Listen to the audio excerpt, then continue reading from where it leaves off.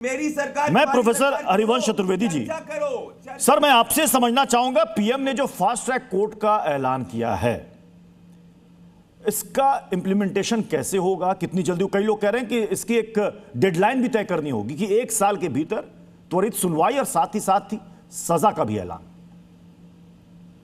मैं अगर आप अनुमति दें तो ये निवेदन करना चाहूंगा कि जो समस्या है वो मात्र फास्ट ट्रैक कोर्ट के द्वारा उसका हल संभव नहीं है। हालांकि ये तो माना जाना चाहिए कि कन्विक्शन रेट हमारे देश में बहुत कम है।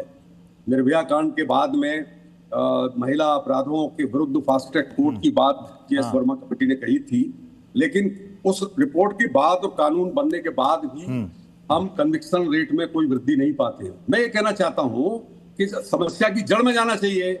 समस्या अगर हम समस्या की जड़ है कि हमारे देश का उच्च शिक्षा व्यवस्था और स्कूली शिक्षा में गरीबों के लिए अवसर नहीं है, उच्च मध्य वर्ग और संपन्न वर्ग के लिए अवसर है कि महंगी कोचिंग लेकर वो जो एक सबसे महंगी कैरियर है, सबसे आकर्षक कैरियर है, नीट के द्वारा एडमिशन मिलता है मेडिकल प्रोफेशन का। 1 लाख डॉक्टरों का एडमिशन होता है, देश में 10 लाख डॉक्टरों की हर साल जरूरत है।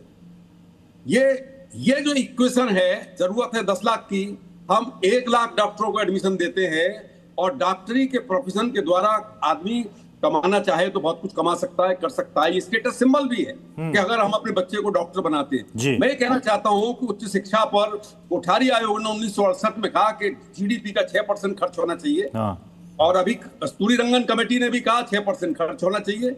यहाँ चर्चा राजनीतिक दलों के लोग इस पर जड़ में नहीं जा रहे कि कितना खर्च कर रहे हैं। हम 6% की हम बात करते हैं और हम विकसित भारत बनाना चाहते हैं तो हमको 6% नहीं, शिक्षा और स्वास्थ्य पर 10% खर्च करना पड़ेगा। हमें क्वालिटी एजुकेशन फॉर ऑल की बात करनी पड़ेगी। हमें कोचिंग इंडस्ट्री पर जो इसकी जड़ में है और जो कि रिश्वत देकर, पैसा देकर मोटी कमाई करते हैं और रिश्वत देकर पेपर लीक आउट करते हैं और उस पेपर को लीक करके भी पैसा कमाते हैं, क्या कोई रेगुलेटरी बॉडी है? कोटा में बच्चे आत्महत्या करते हैं, क्या कोई रेगुलेटरी बॉडी है?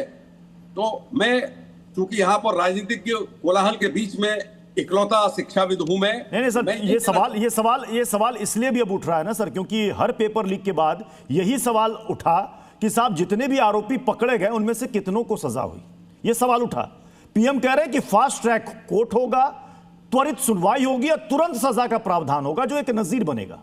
मैं तो ये कहना चाहता हूं कि ये बहुत अच्छी बात है, लेकिन जरा इतिहास को अगर देखें तो जो केस बड़ा भारी के मध्य प्रदेश में केस हुआ व्यापम कांड, जिसमें पेपर लीक आउट हुए, जॉब्स की करप्शन के द्वारा अपॉइंटमेंट हुए। मेरा किसी पार्टी से कोई मतलब नहीं है, लेकिन उसमें 20 लोगों ने आत्महत्या की जो उस केस में इन्वॉल्व थे।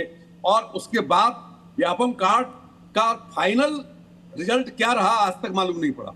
तो मैं ये कहना चाहता हूँ कि सिस्टम को करप्ट बनाने के जड़ें हमारी शिक्षा व्यवस्था में, हमारी आर्थिक व्यवस्था में है। अगर हम सभी लोगों को क्वालिटी एजुकेशन देते हैं, कोचिंग इंडस्ट्री को रेगुलेट करते, जरूरत नहीं है कोचिंग की। हमारे स्कूलों में बच्चे पढ़ने नहीं जा रहे हैं और लोग कोचिंग में जा रहे हैं। इसका मतलब कोचिंग से कैरियर बनता है, स्कूल में जाने से कैरियर नहीं बनता है। हमारे सरकारी स्कूलों, प्राइवेट स्कूलों की क्वालिटी में बहुत फर्क है।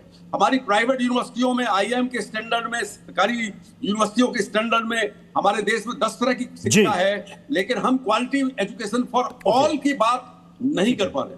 ठीक है।